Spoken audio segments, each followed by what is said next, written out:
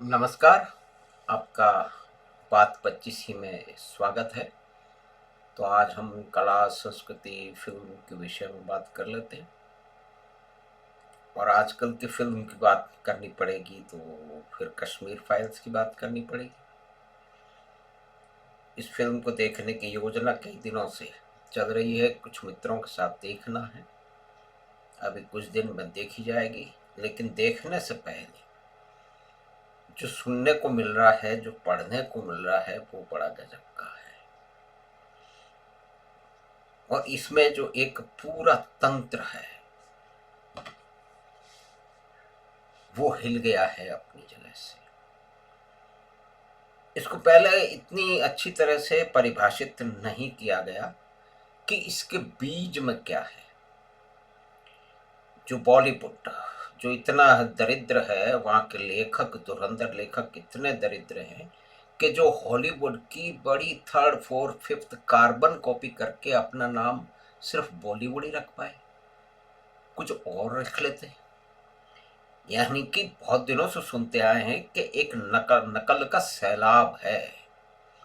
बड़े बड़े निर्देशक हैं जो कि उनके असिस्टेंट और वो खुद वो हॉलीवुड की फिल्मों को देख के अपना दृश्य लिखा करते थे और उसके संवाद लिखा करते थे।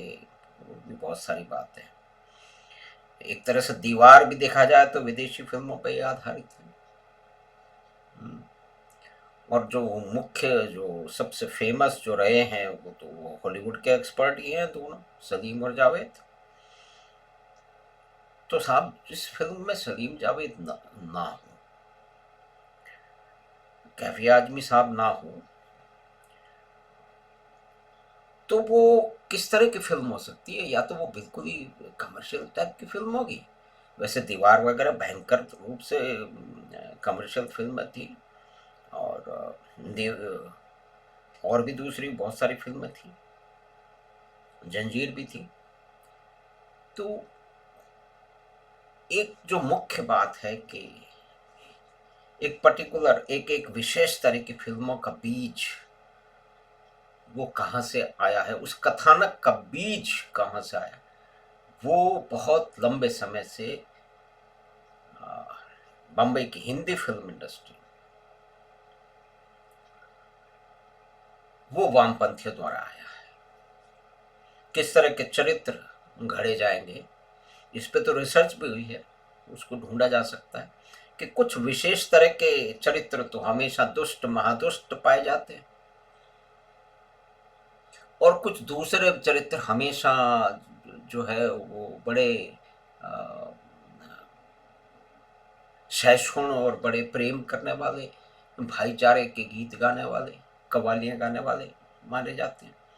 तो कुल मिलाकर एक तरह से, और ये विवेक रंजन अग्निहोत्री ने अपनी एक बातचीत में उसको अच्छी तरह से रेखांकित किया है कि ये जो बीज है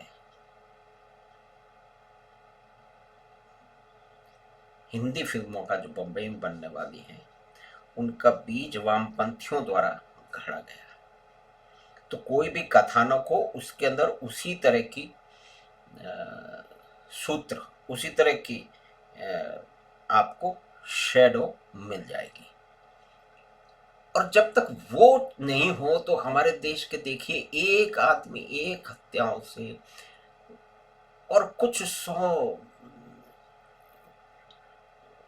लोगों के मरने से, जो कि इस देश में बहुत लंबे समय तक होता रहा है और बहुत लंबे समय से नहीं भी हो रहा है, लेकिन उनको तो याद रखा जाएगा, कश्मीर को नहीं याद रखा जाएगा।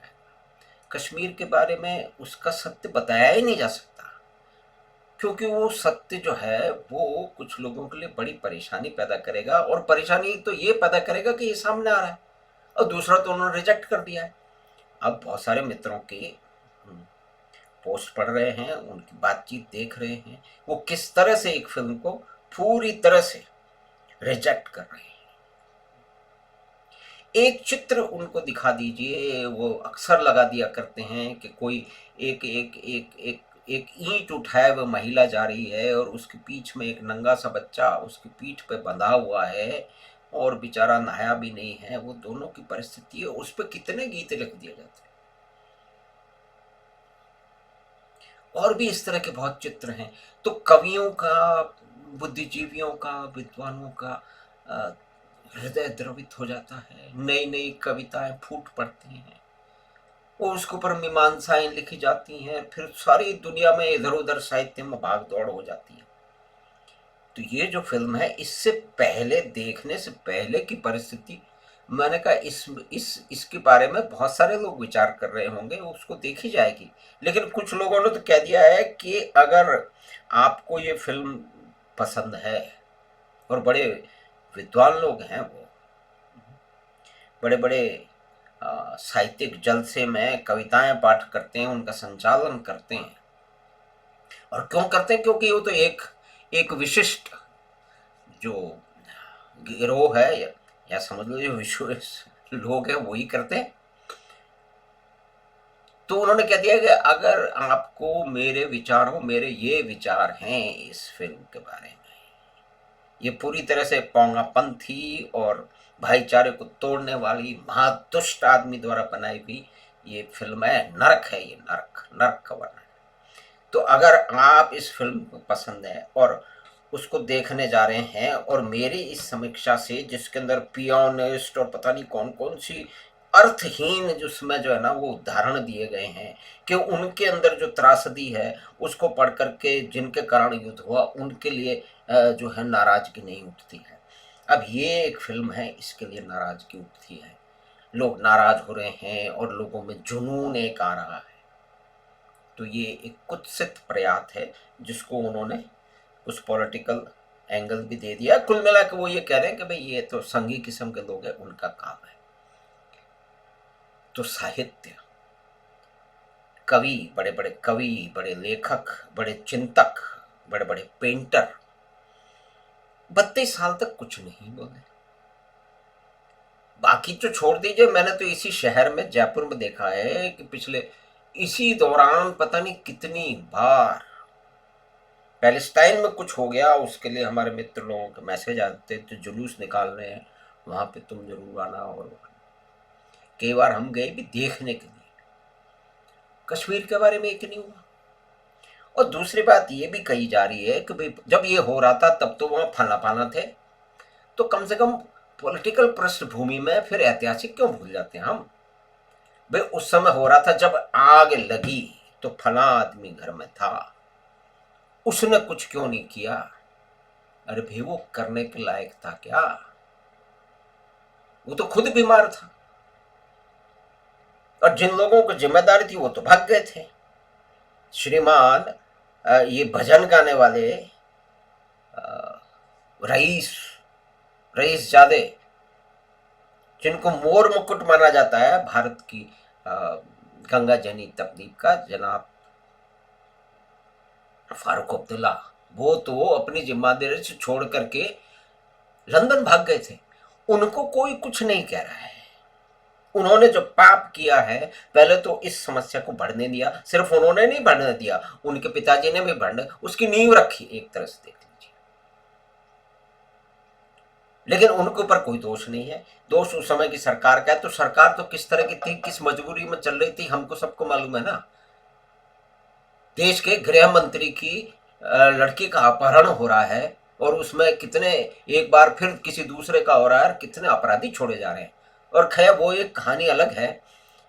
तो ये जो नृशंस विस्थापन हुआ है मारकाट के बाद में, धमकियों के बाद के अंदर, लोगों को छोड़ के अपने घर चले जाने, ये कम से कम जो लोग इस तरह की बातें कर रहे हैं उनको कम से कम विचार करना चाहिए। बड़े ही सहिष्णु हैं वो, तो बताते हैं कि कहीं कोई बच्चे की फोटो आ जाती है, चाहे वो फेक हो या किसी और घटना में उस बच्चे की मृत्यु हो, वो पता नहीं कितनी कविताएं लिख पड़ती हैं। नए साहित्य का सृजन उनके दिमाग में बिजली की तरह से कौंधने लगता है, और हम सब इंतजार करते हैं कि अब पता नहीं क्या ये आलेख लिख देंगे, कौन सी कविता इनके मस्तिष्क से बाहर निकल के आ जाएगी और हम लाभान्वित हो जाएंगे।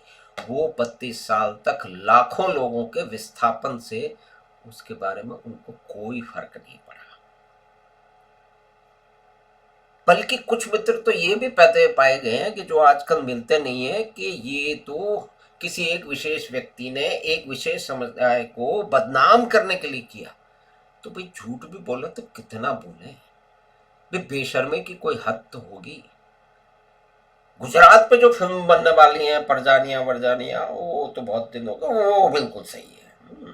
वो उसकी बड़ी चर्चा होती है इसमें। लेकिन कश्मीर पे ये क्या फिल्म बन गई, तो सभी तथाकथित बुद्धिजीवी, कवि, लेखक, पेंटर, विचारक, उनमें उबाल आ गया है, उसका विरोध करने में जुट गए हैं।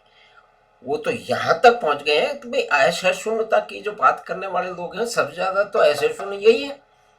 कुछ भाषा तो ये कह रहे हैं कि अगर आप मेरे विचारों से सहमत नहीं है, ये फिल्म बिल्कुल रद्दी है। मैं कहता हूं अगर आप इस फिल्म को पसंद करते हैं तो आप मेरी दोस्ती छोड़ दीजिए। अब उनको क्या कहा जाए।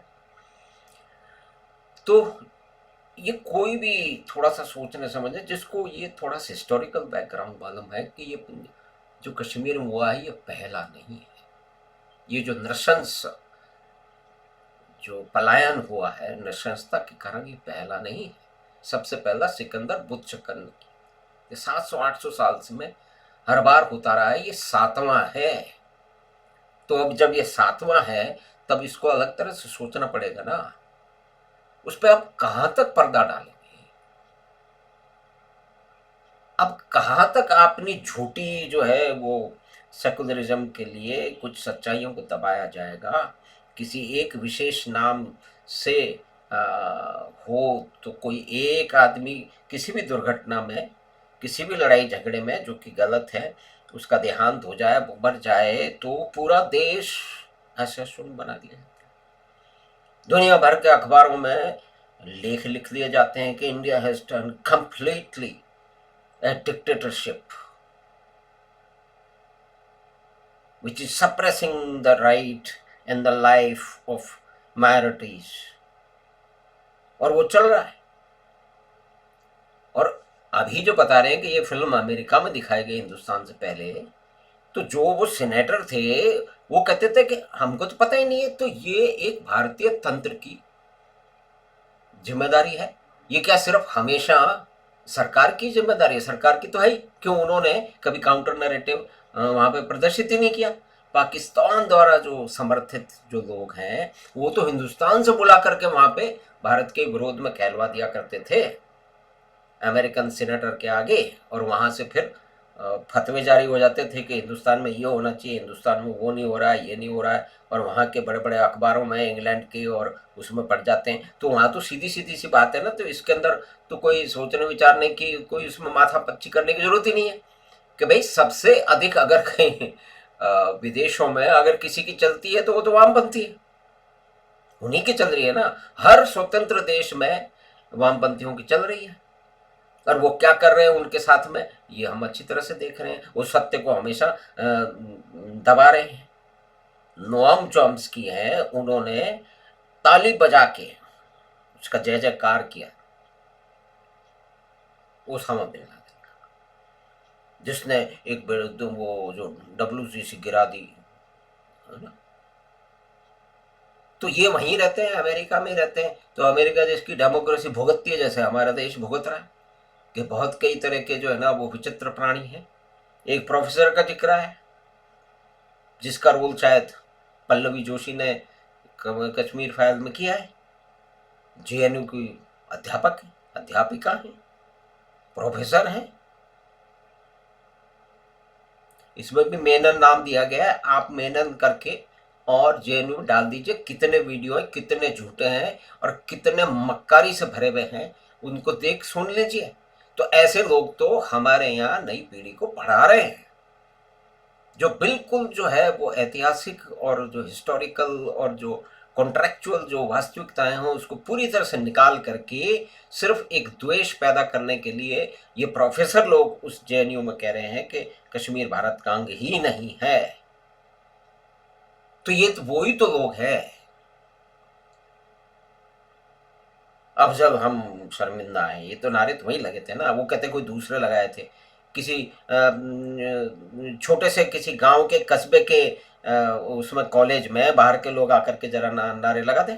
और इतनी ज़्यादा पॉलिटिकली एक्टिव जो संस्था है, उसका कैंपस है, उसमें बाहर के लोग लगा देंगे नारे। अरे भाई झूठ भी बोलना है तो कुछ लिमिट में तो बोला करो, लेकिन चल रहा है सारा मीडिया उनके वहीं पे, उनके साथ ही मीडिया में बैठे हुए हैं, वो उसी नैरेटिव को आगे बढ़ाते हैं। तो कुल मिला के बात यह है कि ये फिल्म देखने से पहले की परिस्थितियां हैं कि क्या हमको सुनने को मिल रहा है, क्या पढ़ने को मिल रहा है, हमारे विद्वान, प्रकांड विद्वान, बुद्धिजीवी एक फिल्म से कितने डर गए हैं और उस पर किस तरह का प्रलाप और विलाप शुरू हो चुका है, जो कि अधिकतर उनकी परेशानियों का कारण है कि वो कोई विचारधाराओं के से दब चुके हैं। उनको एक विशेष तरह का जो जो कथानक है और चरित्र है और कथा वस्तु है या कि बीज है, वो ही उन्हें पसंद है, बाकी से वो नापसंदगी रखते हैं।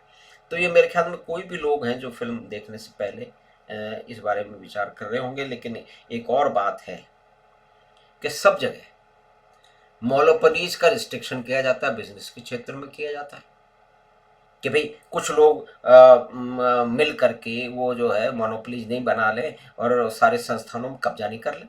लेकिन बम्बई की फिल्म इंडस्ट्री में तो 5 6 10 लोगों ने कब्जा कर रखा है, और कौन नहीं जानता कि पाकिस्तान में बैठे हुए लोग बम्बई की जो फिल्म जो लोग हैं वो उसको वो जो नाम दिया गया है बॉलीवुड की तर्ज पे, उससे बिल्कुल एग्री नहीं करता, उसको नाम लेता भी नहीं मैं। लोगों के लिए बड़ा आसान हो जाता है उसको लोडना, कहीं कहीं हो सकता है ले भी लिया हो ना, लेकिन वो कुछ लोगों के कब्जे में।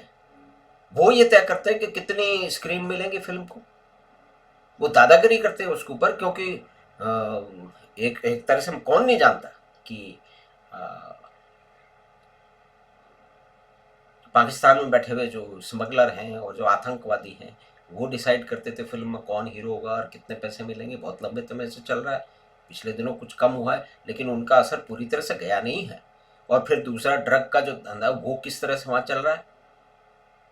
तो ये बहुत सारी बातें हैं, लेकिन ये कि कुछ लोग मोनोपोलाइज कर लें स्क्रीन को, वो ये डिसाइड करें कि आपको इससे ज़्यादा स्क्रीन नहीं मिलेगी, वो किसी भी आदमी के काम को उसको जो है ना अपने कंट्रोल के कारण उसको नष्ट कर दें, बर्बाद कर दें, वो तो नहीं हुआ मान लीजिए, लेकिन कोशिश तो पूरी की गई कि 2 कौड़ी कौड़ी की जो है ना गुंडे बदमाशों की लगी हुई फिल्म है,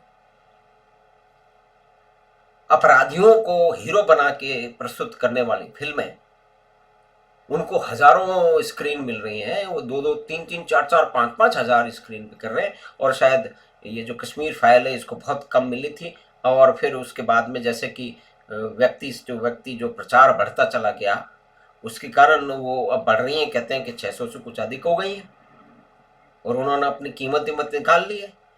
तो वही कहानी है ना। तो आपने तो बनाई थी ना गुजरात फाइल, गुजरात फाइल तो कोई दिक्कत नहीं, लेकिन कश्मीर फाइल से बड़ी दिक्कत है। सारे कवि, सारे भावुक लोग कश्मीर की वास्तविकता को आज तक पहचाना नहीं है, उसके बारे में बात नहीं करना चाहते, और भी बहुत सारी बातों के लिए बात नहीं करना चाहते। तो बंगाल की हत्याओं के बारे में भी उनका जो है ना वो कोई विचार नहीं, वो मानते हैं कि ये प्रोपेगेंडा है, बंगाल में जो कुछ हो रहा है ठीक हो रहा है, दीदी बिल्कुल ठीक करती है। तो ये एक नैरेटिव है जिसे हमें हमारे जो महान बुद्धिमान प्रचंड विद्वान लोग हैं उनकी समीक्षाएं और उनके कथन और उनकी भावनाएं हम देख रहे हैं। तो फिर उसके बाद में जब फिल्म देख ली जाएगी तो उसके बाद में भी बात करने की प्रयास करेंगे। हम सब लोग शायद इसी तरह से सोच रहे हैं। वो जो तबका है जो एक ही तरह का कथानक देखने का आदी हो चुका है,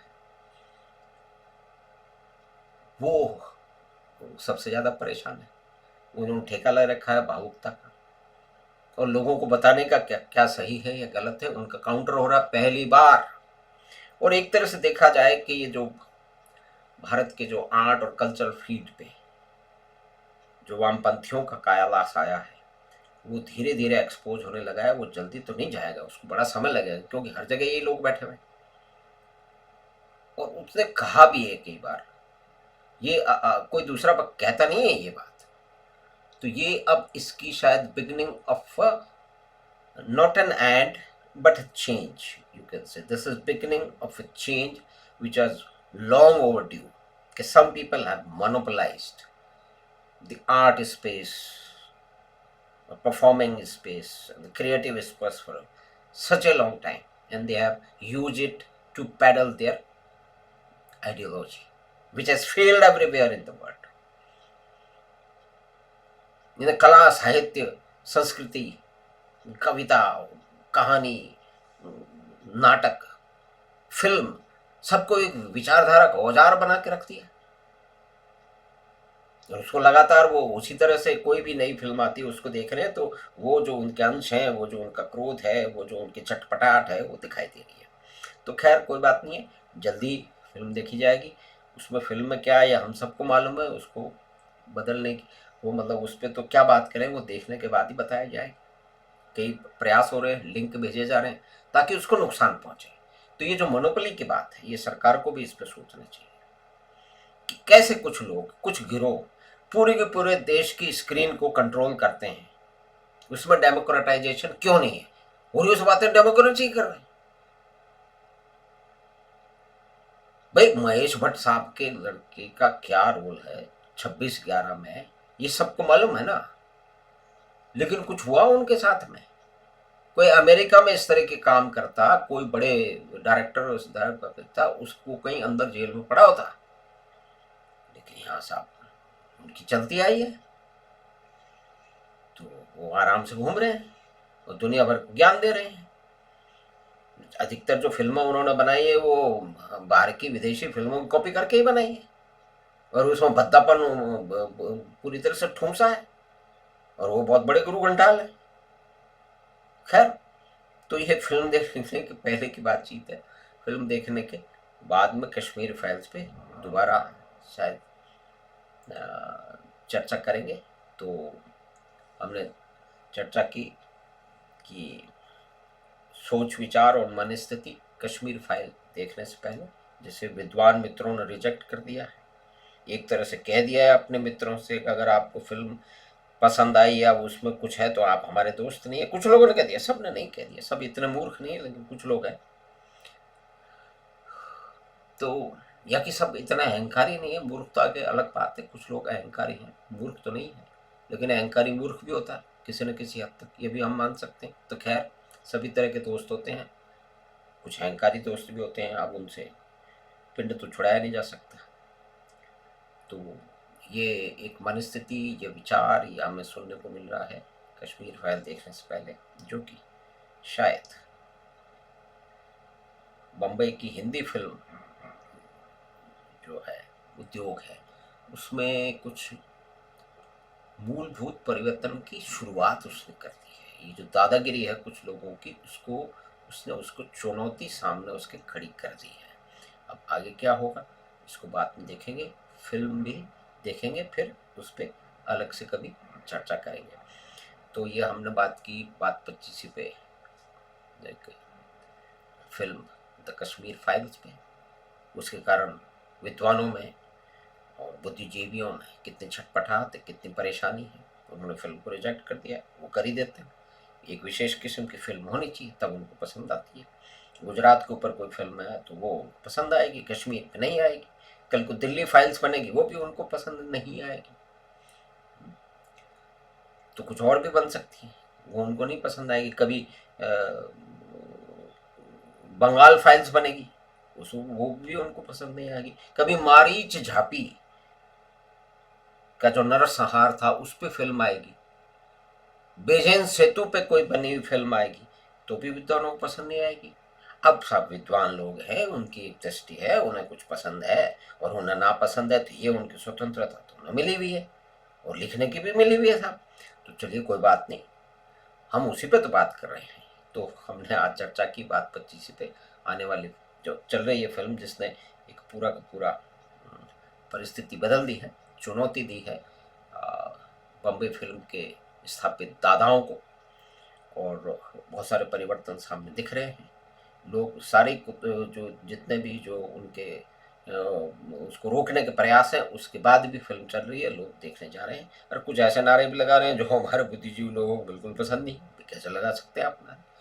तो खैर, आगे हम फिर बात करेंगे। तो हमने बात की हो हमें आशा है कि ये बातचीत आपको पसंद आई होगी। तो आप चैनल बात पच्चीसी को सब्सक्राइब करें, प्रोग्राम को लाइक करें और अपनी टिप्पणी भी दें और मित्रों और परिवार के साथ साझा करें।